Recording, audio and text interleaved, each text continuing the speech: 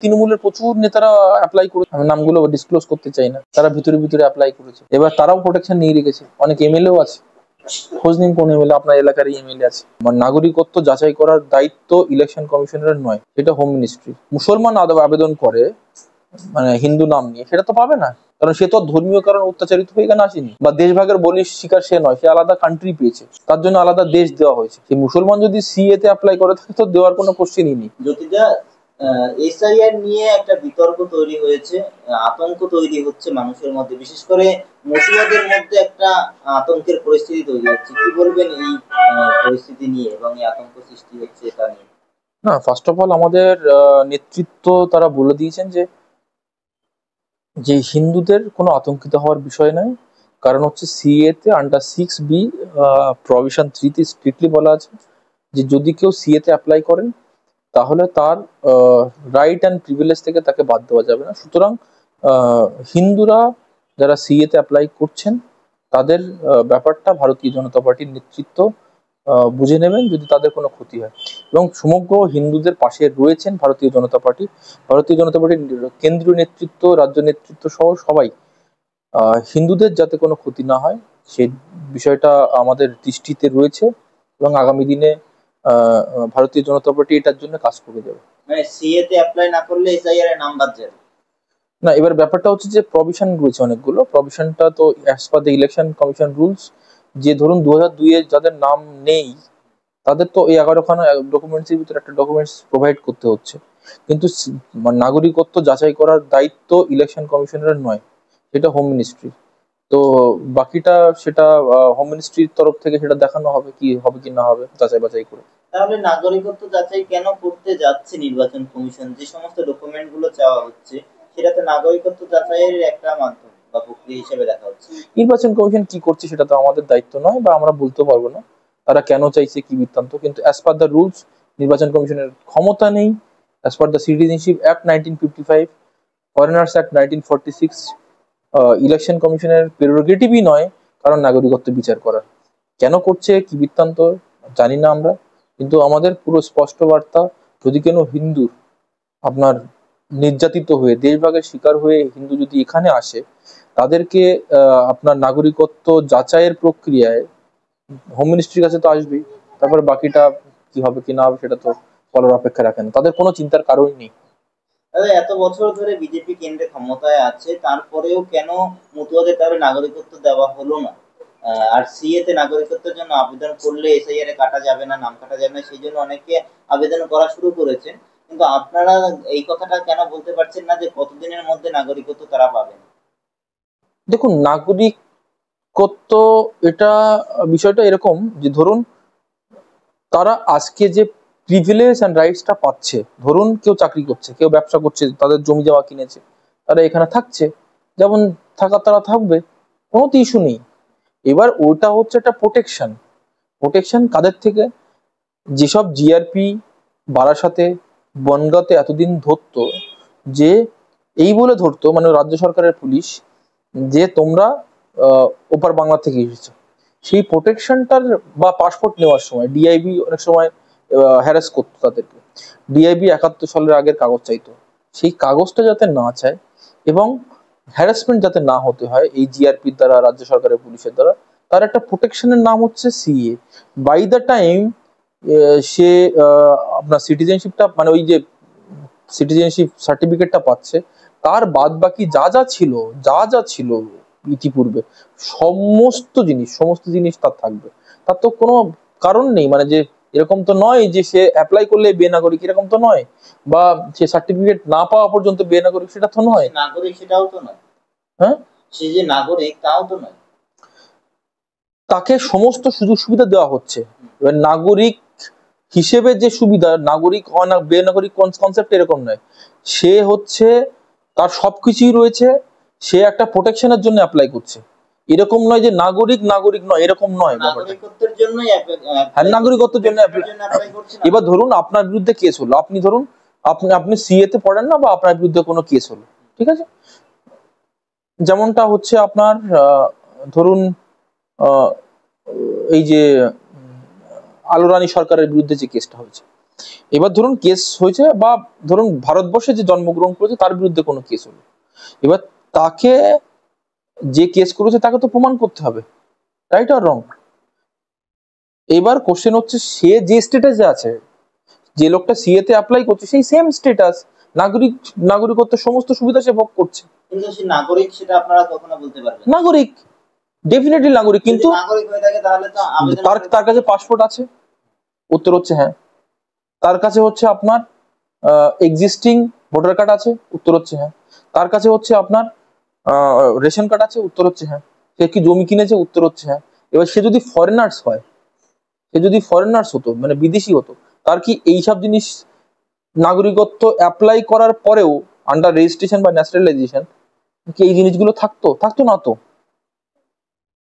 Gate my point?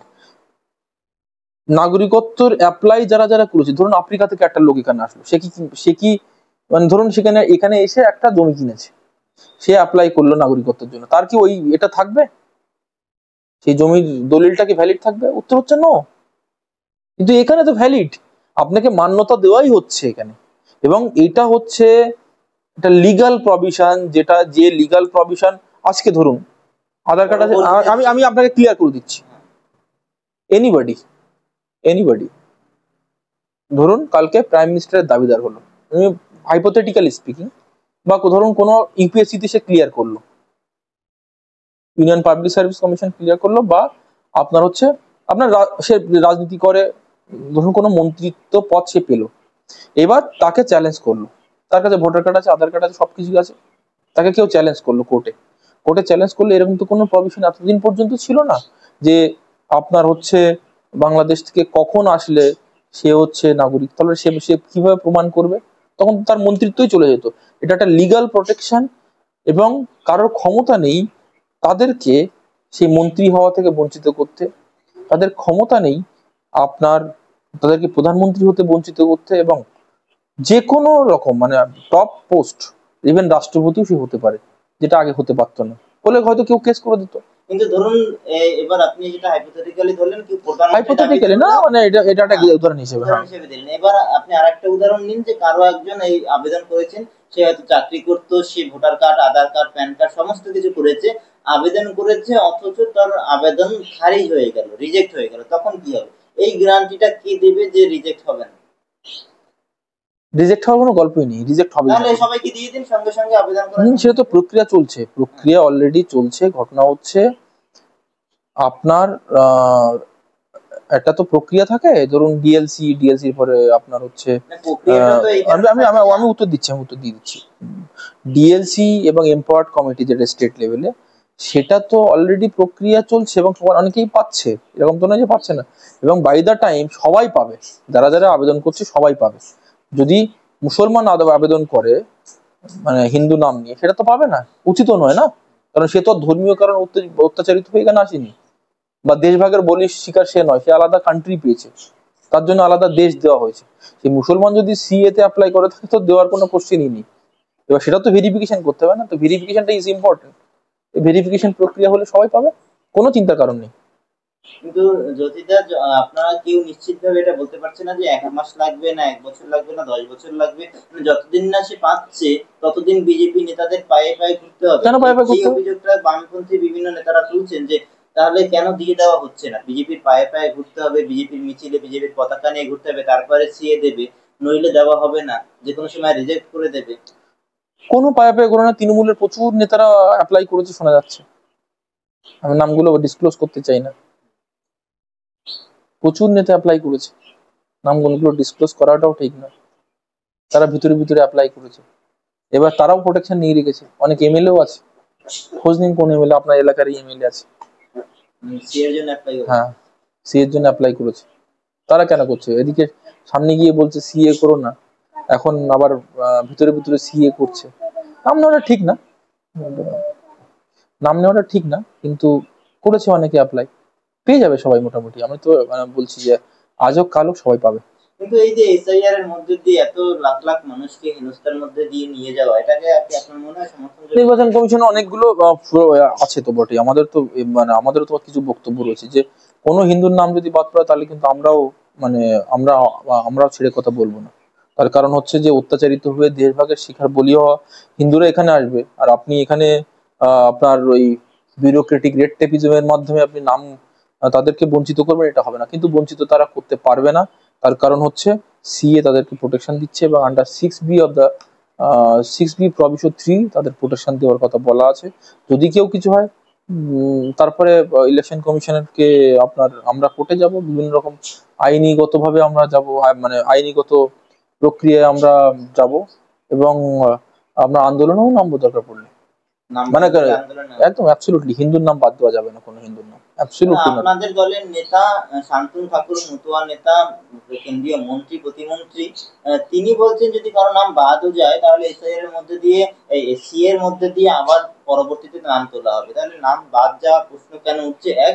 দুই হচ্ছে, যদি কোনো অবৈধ ভোটারের নাম বাদ গিয়ে থাকে, বা যদি থেকে থাকে ভোটার তালিকায়, তাহলে সেই ভোটার তালিকার নিরিখেই যে 2024 সালে লোকসভা নির্বাচন হয়েছে, তাহলে কেন কেন্দ্রীয় সরকার প্রধানমন্ত্রী নরেন্দ্র মোদী, অমিত শাহ, স্বরাষ্ট্রমন্ত্রী তারা পদত্যাগ করে লোকসভা ডিজলভ করে দিয়ে নতুন করে ভোট করাচ্ছেন না? না না, লোকসভা ডিজার্ভটা কে করবে? নির্বাচন কমিশনের কাজ। নির্বাচন কমিশন একটা সাংবিধানিক বডি। তারা কি বলেছেন প্রধানমন্ত্রীকে পদত্যাগ করতে? তারা কি বলেছেন যে মুখ্যমন্ত্রীকে পদত্যাগ করতে? বলেননি তো। তারা যদি বলতেন যে ওই প্রক্রিয়াটায় নানাল হোয়াইট, এবং সেটা কোর্টে চ্যালেঞ্জ হয়েছে, কোর্টে যদি বলতো যে ওই প্রক্রিয়া পুরো নানাল হোয়াইট, ইলেকশন কমিশন তার হলফনামা দিয়ে জানাতো যে নানাল হোয়াইট, সুপ্রিম কোর্ট মান্যতা দিত বা সুপ্রিম কোর্ট একটা জাজমেন্ট দিত, নিশ্চয়ই করতো। কিন্তু সবই তো প্রক্রিয়ার মধ্যে দিয়ে গেছে না, আপনাকে তো কনস্টিটিউশন মানতে হবে। এবার সেটা যদি হতো সেটা নিশ্চয়ই পদত্যাগ করতো, কিন্তু সেরকম তো হয়নি। এখন বিষয়টা হচ্ছে যে যারা যারা আজকে চিৎকার চিল্লামিল্লি করছেন তারা তো কোর্টে গিয়েছিলেন, তো একই জিনিস ভাবে সওয়াল উঠে হয়েছিল, সওয়াল করেছেন মানে রাজ্য সরকারের আইনজীবীরা বা একটা পার্টিকুলার দলের আইনজীবীরা। কই সেখানে তো সুপ্রিম কোর্ট মান্যতা দেয়নি, তার মানে বিষয়টা এরকম নয়, এটা নিয়ে আলোচ্য বিষয়ই না। শান্তনু ঠাকুরের মন্তব্যে কি বলবেন? কোন মন্তব্য? এই যে তিনি বলছেন যে নাম যদি বাদ যায়, দু একবার হয়তো ভোট দিতে পারবেন না, কিন্তু পরবর্তীতে সিএ তে অ্যাপ্লাই করার পরে সিটিজেনশিপ হলে তাদের কোনো সমস্যা নেই। এই মন্তব্য উনি উত্তর দিতে পারবেন, আমার পক্ষে সম্ভব না উত্তর দেওয়া। রাজ্যের বিরোধী দলনেতা শুভেন্দু অধিকারী তিনি বারংবার বলছেন যে লাখ লাখ মানুষের নাম বাদ যাবে, রোহিঙ্গা বা অনুপ্রবেশকারী 1 কোটি মানুষের নাম বাদ যাবে, প্রথমে চিহ্নিতকরণ হবে, পরে ডিলিট করা হবে, তারপরে ডিপোর্ট করা হবে। এটা কিসের ভিত্তিতে আপনাদের দলের নেতা? না না, ফার্স্ট অফ অল হচ্ছে আমাদের দেখুন, আমাদের বুথ লেভেলে যে ডেটাটা এসেছে, বুথ লেভেলের ডেটা থেকে ক্লিয়ার যে কত ভোট, ডেড ভোটার, কারণ এর আগেও আমরা জমা দিয়েছিলাম এর আগে, কিন্তু রাজ্য সরকারের এখানকার যে নির্বাচন কমিশনার ছিলেন আমাদের সেই তথ্যে কোনো গুরুত্ব দেননি। আমাদের যে বুথ লেভেলের ডেটা আসলো সেখানে মৃত ভোটার, আপনার double entry voter, duplicate voter এবং মাইগ্রেটেড ভোটার, এই ভোটারের সংখ্যা, যে সংখ্যাটা আমরা পেয়েছিলাম সেই সংখ্যাটা তো বলা হচ্ছে। এবং সাথে সাথে ধরুন মুসলিমদের একটা বড় অংশ তারা তো এসেছে এখানে, মানে বাংলাদেশ থেকে, তো তাদের তো নামটা থাকা উচিত নয় না, তার কারণ তারা একটা দেশ পেয়েছে, তারা অত্যাচারিত নয়। তো যারা দেশ পেয়েছে, অত্যাচারিত নয়, যারা ভারতকে নিজের বলেও মনে করে না, হ্যাঁ, বাংলাদেশে গিয়ে ভারত যাদের মামার বাড়ি, বাংলা ছাড়ো তাড়াতাড়ি, এরকম ধরনের হিন্দুদের উদ্দেশ্যে মন্তব্য করে, তাদের তো নামটা রাখাটা উচিত না। তার কারণ হচ্ছে আপনার তাদের অলরেডি তারা দেশও পেয়েছে এবং প্রচন্ড ভারত বিরোধী, তারা দেশভাগের কারণ বলিও নয়, সুতরাং তাদের সংখ্যাও কমছে না বাংলাদেশে, যে তারা ভালনারেবল কমিউনিটি, সুতরাং তাদেরকে আপনার এই সূচি থেকে নাম বাদ যাওয়াই উচিত যদি তারা প্রমাণ না করতে পারে। কিন্তু আমরা বলছি আমাদের স্ট্যান্ড পুরোপুরি ক্লিয়ার, হিন্দুদের জন্য ভারতীয় জনতা পার্টি ছিল, আছে এবং আগামী দিনও থাকবে। বিজেপি হিন্দুদেরই দল, হিন্দুদের স্বার্থে, দেশভাগের বলি হওয়া হিন্দুদের স্বার্থে, এখানকার হিন্দুদের স্বার্থে, সমগ্র হিন্দুদের স্বার্থে অ্যাজ এ হোল ভারতীয় জনতা পার্টি কাজ করবে। তাহলে বাংলাদেশি অনুপ্রবেশকারী রোহিঙ্গা যাদেরকে বলা হচ্ছে, তাদের নাম কি করে নির্বাচন কমিশন বাদ দেবে? কারণ আপনিও কিছুক্ষণ আগে বলছিলেন, আইনও সেটাই বলছে যে নির্বাচন কমিশনের কাজ নয় নাগরিকত্ব যাচাই করা। হোম মিনিস্ট্রির কাছে আসবে, হোম মিনিস্ট্রি বলে দেবে, ঠিক আছে, হোম মিনিস্ট্রির কাছে তো আসবে, হোম মিনিস্ট্রি বলে দেবে, হোম মিনিস্ট্রি যাচাই বাছাই করবে, যাচাই বাছাই করে বলে দেবে।